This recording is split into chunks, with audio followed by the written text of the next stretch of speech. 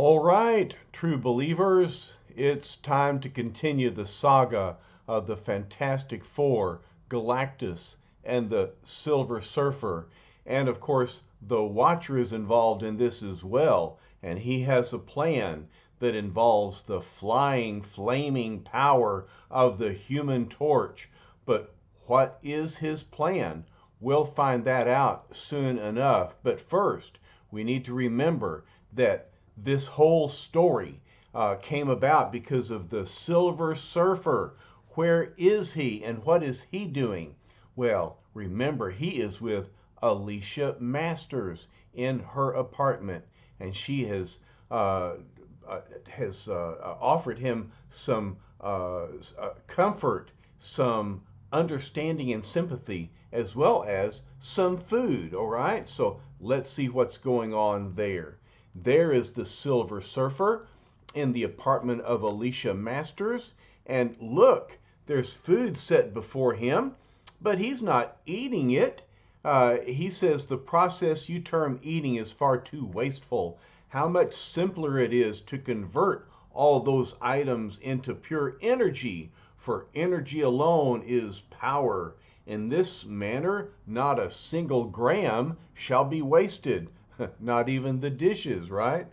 And Alicia can't see, but she thinks that sudden heat I feel. What can he be doing?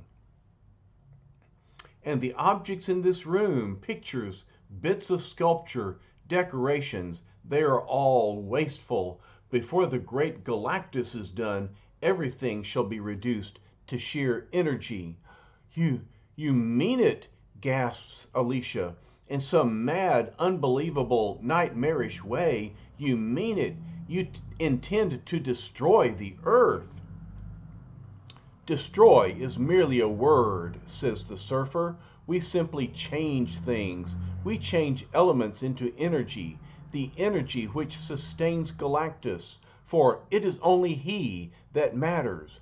No, no, says Alicia, as she pounds upon the chest of the Surfer.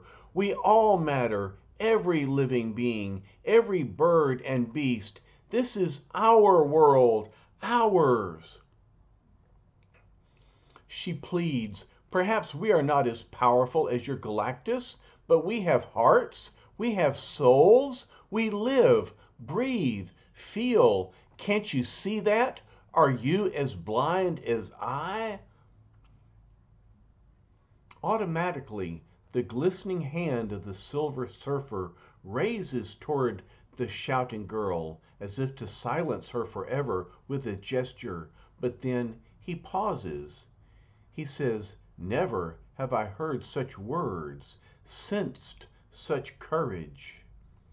He strokes her face. Never have I known this strange feeling, this new emotion. There is a word some races use, a word I have never understood until now. At last, I know beauty. Then you're not just a soulless monster, says Alicia. You too have emotions. I knew it. I felt it from the first. No, replies Surfer. Say no more. Do not build up your hopes. I am what I must be. I serve Galactus.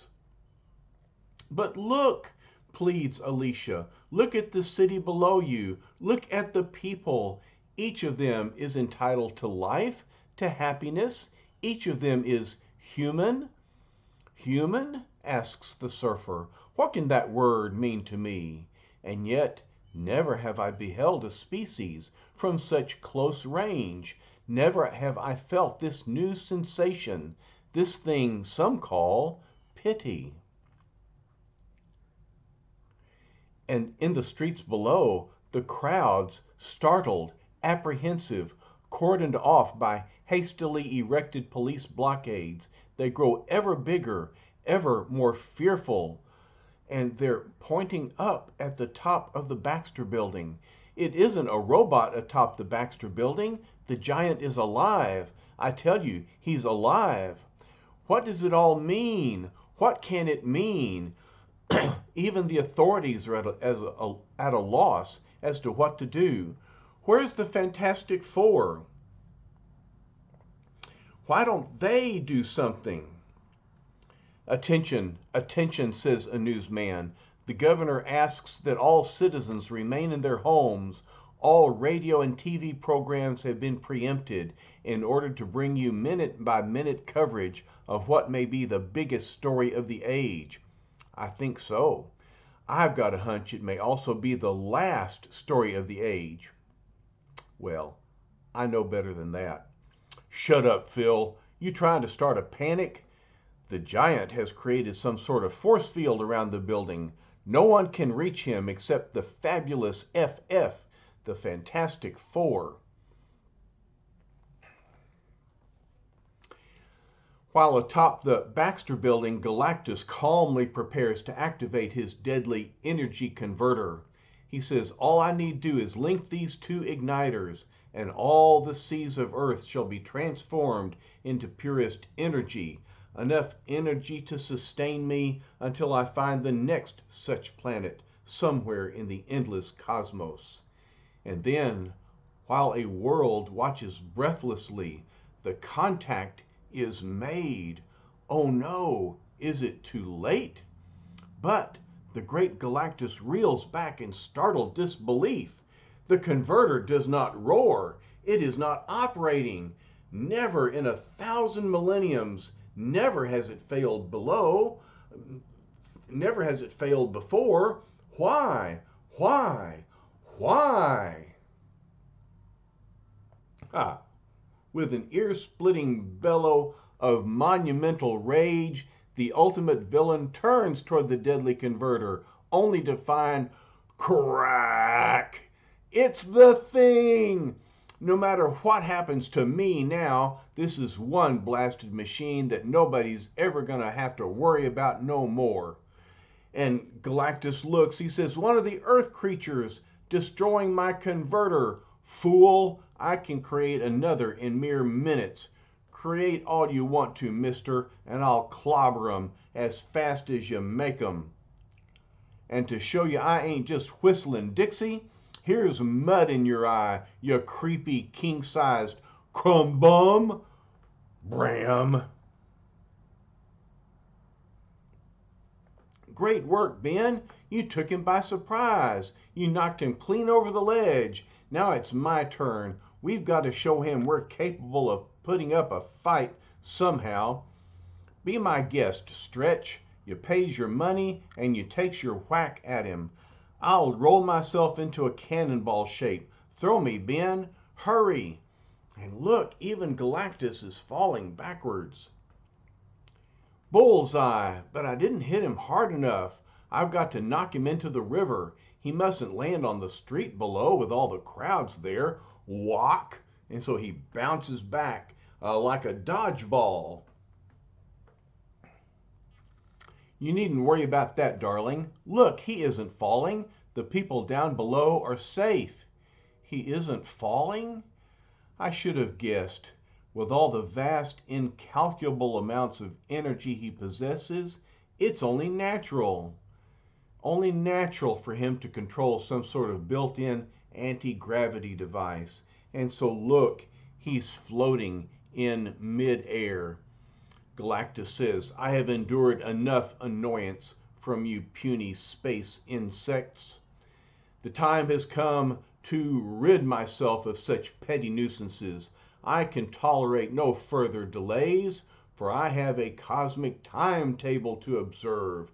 Therefore I shall summon one who will keep the irritating mites at bay while I complete my task. It is time for the signal. Instantaneously, a blazing, blinding ray of pure energy shoots up to the starship which has been silently orbiting above. Let the Punisher appear. The Punisher? Who is that?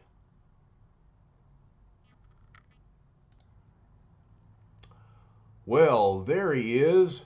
No sooner does the powerful ray strike the alien craft than a hidden hatch slides open, revealing a strange, heavily armed being, half robot, half alive.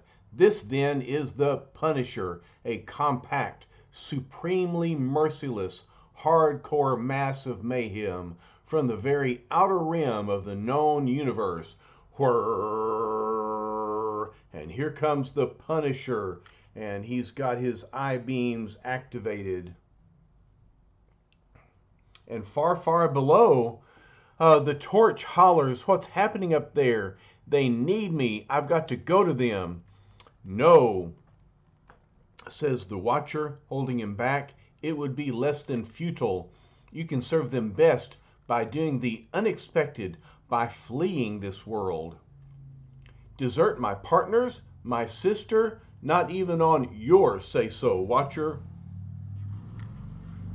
The Watcher replies, "I admire your loyalty, but it is for them you must do it. Only by journeying to a distant world can you obtain the one object that may stop Galactus." "Okay," says Johnny, "you've never betrayed us in the past. I've got to go along with you. Do what you have to." And so he aims a surprising beam at Johnny's head. "Trust me, banish fear from your heart. You shall travel by time-space distortion. We must force open the very fabric of time itself. Let it be done now." And look at Johnny's face, in surprise, in anguish. What is happening to him? You are traveling back, far, far back into the center of infinity, and the Watcher is at your side. You have already ceased to exist in your own time continuum. The distance you are traveling is so great that your language holds no words which can describe it. Though I am pledged never to interfere with the affairs of other races, I shall accompany you all the way. Yet it is you who must perform the task. Brace yourself now for what is soon to be. You are now passing celestial barriers known as unlife. To touch them is to perish. It is for this reason that you are chosen, for only you have the ability to fly safely past such obstacles. You have now passed the final dimension curtain. The stars and planet which surround you exist in a far distant galaxy. And dwarfing all the worlds you have ever known or imagined is the indescribable home planet of Galactus, a gargantuan space station where you will find the device with which to battle Earth's greatest menace. And so he approaches Galactus's home. What will he find there? Look how great it is. How great is this space station? It dwarfs entire planets. Meanwhile, countless galaxies away, back on Earth, we find the Punisher. Well, he looks pretty small, doesn't he? He's kind of like a cosmic watchdog. But Galactus says, "Destroy them, Punisher." Thing says the same thing. Looks like Galactus is setting his watchdog on us. "Stay back, kiddies. This is my department." "Careful, Ben," says Reed. "He must be stronger than he looks, else Galactus wouldn't have summoned him. Keep your invisible force field handy, Sue. We may be needing it." And so the powerful Punisher attacks Ben. Reed says, "He's forcing Ben back, just as I feared. The Punisher is living power." He says, "Don't count on brute force alone, Ben. You've got to outmaneuver him." "Reed," hollers Sue, "stay out of it. You're no match for—" "Oh!" And Thing says, "Shut up, all of you. Why does everyone always try to get into the act? They're not letting Thing do his thing." Thwack, thwack. So the Punisher keeps beating the Thing. Thing thinks, "He's faster than I am. Can't hardly see them punches coming. He's hurting me. I gotta stop him, and soon." Boom! It ain't the guy who does the most clobbering, Shorty. It's the joker who does it the hardest. And so he lands a haymaker on the Punisher. But he's still standing, huh? Okay, then I'll pull you to me. And, huh? His blasted clawed feet are pulling the whole crummy floor with him. Look, his feet can grab hold of the floor. Crunch. Whack. He swings again. Face it, Ben, says Reed. You're no match for the Punisher. Try to get away while I restrain him. Get away, my foot. I'm just getting started. Whack. So Reed stretches his arms around the Punisher's arms while the thing whacks him one. Ben, you fool, I tried to warn you. We're not in his class. He suddenly tripled his power. He's throwing us off as easy as you'd brush a fly. I heard you, says Thing. Spare me the I told you so's, will ya? So, man, they've got their hands full with the Punisher. Kathuk, kathuk, kathuk. Kathuk, kathuk, kathuk. Back here, Ben, quickly while you can. Into the force field with Reed. Hurry. I hear you talking, Susie. And so Sue puts her force field around the three of them.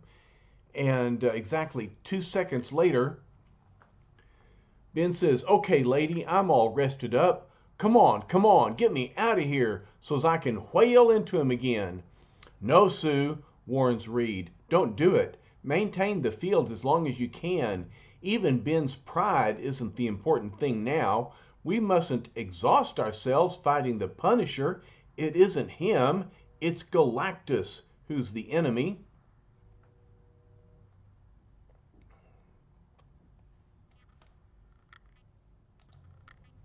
But Reed, cries Sue, what will we do? He keeps pounding at the force field, trying to smash through it. I can't hold it intact much longer. Thud, thud, thud, thud. Let me at him, says the thing. We'll have to face him sooner or later. Let's get it over with now. No, says Reed. Stay back, Ben. I'm still leader here, and I'll call the turn. Galactus has no way of knowing how long Sue can hold the force field. Enough, loyal one, says Galactus. Back to the ship now. You have served your purpose. You've held them at bay for your master. And so he calls off the Punisher, and the Punisher will return to the ship. You was right, Stretch. The runt's taken off. We don't have to worry about him no more, but I sure would have liked another crack at him. Never mind the Punisher, says Reed. Galactus is still our main objective. We mustn't let him use that energy converter, no matter what. All of Earth may be at stake. Sue says, he's so big, so powerful, with weapons we've never heard of. What chance can we have? There's always a chance, darling, says Reed, so long as we're alive. Yeah, asks Thing. How much longer will that be? Then, just as the grim-faced Thing turns his thoughts to the girl he loves, wondering if he'll ever see her again, we turn also to Alicia Masters and the Silver Surfer. Alicia says, according to the radio, our entire planet is in the gravest danger, but I have the strangest feeling that somehow you possess the power to save us. I, asks the Surfer, defy Galactus? It is unthinkable. Then, says Alicia, you could stand by and see a world destroyed? How could I have been so wrong about you, when I sensed nobility, when I thought you possessed compassion? Perhaps, human, replies the Surfer, you were not totally wrong. Perhaps for the first time within memory, I have found something worth protecting, even though it means I must do battle with the Master. And look, he leaps and boards his cosmic surfboard. And he zooms away. He says, "It is Galactus who is the power. I am merely his herald, and yet we are both travelers in the cosmos. My own power has never been fully tested." But there is one who sees all, one who observes the Silver Surfer with a feeling of cold, nameless dread. "This new development is one I did not anticipate," says the Watcher. "Never before has his faithful herald dared to defy Galactus.